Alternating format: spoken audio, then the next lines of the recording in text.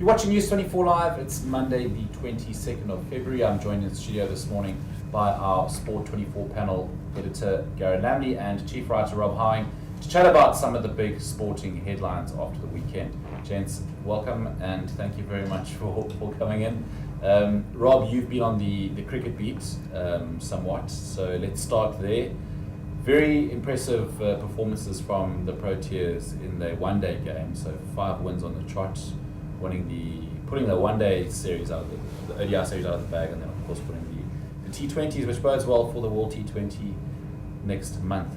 Yes, I mean, good point you make, because a lot of the Proteas players straddle both formats, so it's not as though you've suddenly gone from a very separate squad that won the ODIs into the T20s. A lot of those personnel are very much the same, so those players will have tremendous confidence. I mean, 5 wins on the trot against what is considered to be a very promising, exciting England side is no mean feat, especially considering the difficulties South Africa had in the Test series. So a new mood of sort of buoyancy taking over, which at a very good time.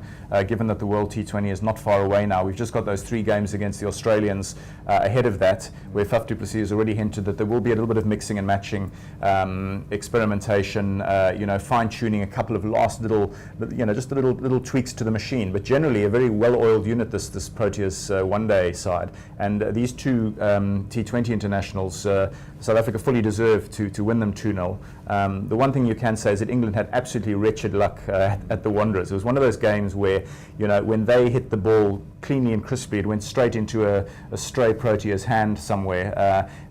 South Africa when the little inside edges happening, South Africa were getting away with them. Yeah. But that said, there's no question that's the quality of South Africa's performance, the power that they went about their business with. So we had a Wanderers game where South Africa were extremely clinical, especially with their batting, obviously, which was out of the top draw.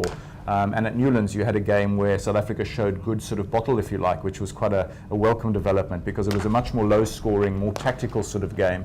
And South Africa looked down and out at one stage in that particular match, but pulled it out of the fire. So they're going to be feeling mentally pretty good about themselves over the next few days, and hopefully, the team management can sort of cash in on that momentum and keep them really sort of fired up for the next few weeks and right through, hopefully, the duration of that World T20.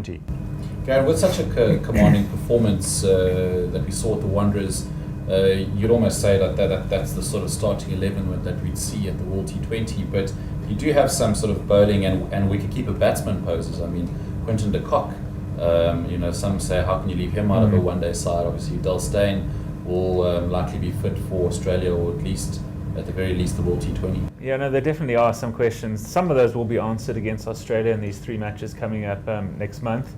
As you say, Quinton de Kock, Hashim Amla, AB de Villiers, 3 into 2 just doesn't go.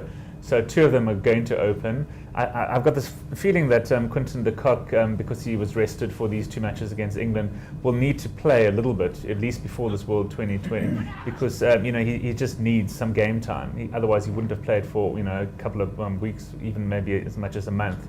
So I'm pretty sure he's going to come back. AB de Villiers, he's got a bit of a shoulder injury. He might even be rested for 1 or 2 of those games.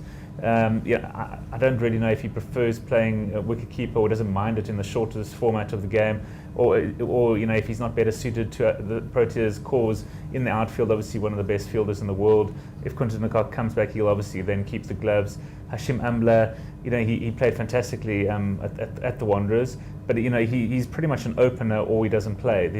I don't really see him coming in as number 3 or number 4. Obviously, if they all 3 do play, then that raises questions over players like JP Duminy, Riley Rousseau, who we didn't get to see bat at the Wanderers. So again, you don't really know what they are capable of.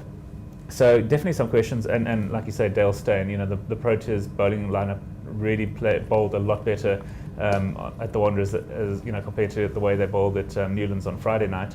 But these Indian conditions totally foreign to the South African conditions. It's going to perhaps spinners are going to come more on the scene. They'll play a bigger role for sure. South Africa face a lot more spin than they did against England as well. So a lot of questions to be asked, but we pretty much knew that. For me, the one big question is how are we going to do when we don't chase? We've won, like you said, these last 5 games. We've been chased pretty much in every game. So when we have to bat first, when perhaps we lose the toss and we put in, how are we going to bowl at the death? Because it's basically going to come down to that. And our death bowling hasn't been that fantastic. You know, a lot of inexperienced bowlers at the moment without Dale Steyn.